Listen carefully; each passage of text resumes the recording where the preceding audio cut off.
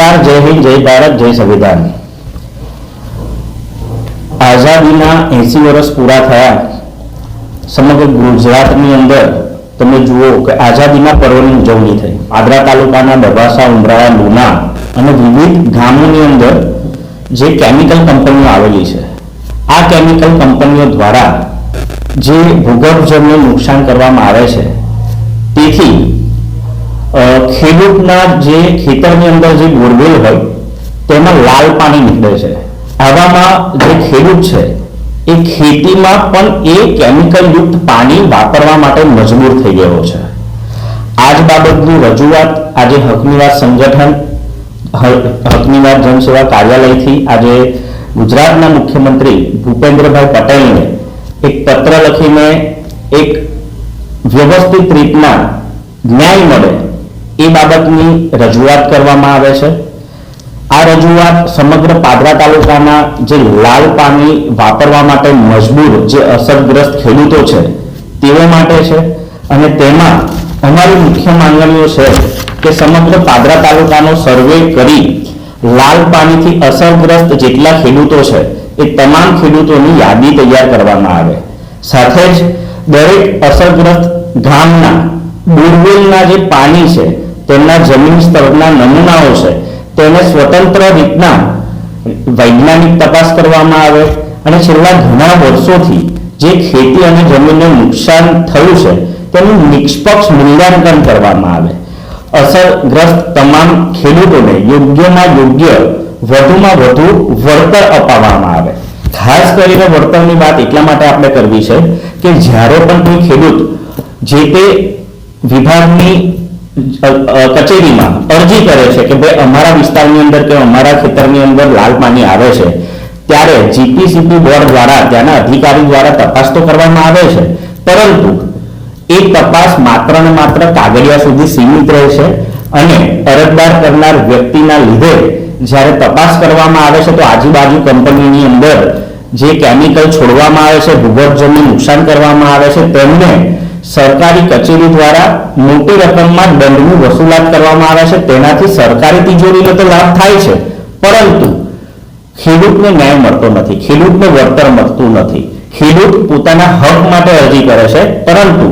અધિકારીઓ દ્વારા દંડની વસૂલાત કરીને તિજોરીઓ તો સરકારી તિજોરી ભરવામાં આવે છે, સાથે સાથે ઘણા અધિકારીઓ દ્વારા તરત અધિકારીઓ દ્વારા પોતાના ખિસ્સા પણ ભરવામાં આવે છે અને તપાસના નામે વર્ષો સુધી એ ફાઇલ ચલાવવામાં આવે છે અને ખેડૂતને ન્યાય મળતો નથી। એટલે અમારી મુખ્ય માંગણી છે કે જે પણ ખેડૂતોને જેટલા પણ ગામના અસરગ્રસ્ત ખેડૂતોને જો આવી હાલાકી ભોગવવી પડતી હોય તો તેને તપાસના બહાને વર્ષો સુધી ફાઇલ ચલાવવાની જરૂર નથી, પણ સરકાર એવા કોઈ યોગ્ય પગલાં લે કે જે ખેડૂતને નુકસાની થઈ રહી છે એ ખેડૂતને પોતાના હેક્ટર દીઠ કે જે પ્રમાણે એની જમીન સંપાદન હોય કે જમીન હોય, જો એ જમીનની અંદર એ જે વળતર માગે છે એ સરકાર નક્કી કરીને એને વળતર આપે। સાથે જ અગાઉ થયેલી જે પણ તમે જુઓ કે ઉમરાળા ગામે જે ઘટના ઘટી મુકેશભાઈના બોરવેલમાં 15 વર્ષથી લાલ પાણી આવે છે, તેના સ્થળની વિઝિટ કરીને તપાસ હજુ પણ ચાલે છે, પણ હજુ એને વળતર મળી નથી। તો વળતરની ખાસ કરીને અમારી માંગણી છે તમામ ખેડૂતો માટે। અને અગાઉ જેટલા પણ આવા કેસ થયા છે, જેટલા અધિકારીઓ દ્વારા પાદરા તાલુકાની અંદર વિઝિટ કરીને જેટલી તપાસ થઈ છે એની ઊંડાણપૂર્વક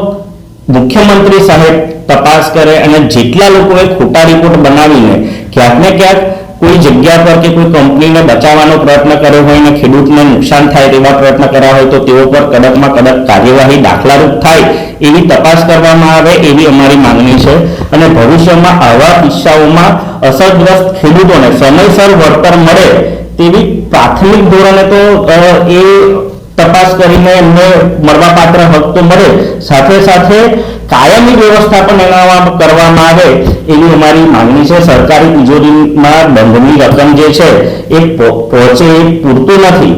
સાથે સાથે ખેડૂતને ન્યાય મળે, ખેડૂતને જે નુકસાનીનો ભોગ બનવો પડે છે તેના વળતર પણ મળે એવી અમારી માંગ સાથે આજે અમે મુખ્યમંત્રી સાહેબને રજૂઆત કરી છે કે આઝાદીના 80 વર્ષ પછી પણ પાદરાનો ખેડૂત ખેતી કરવા માટે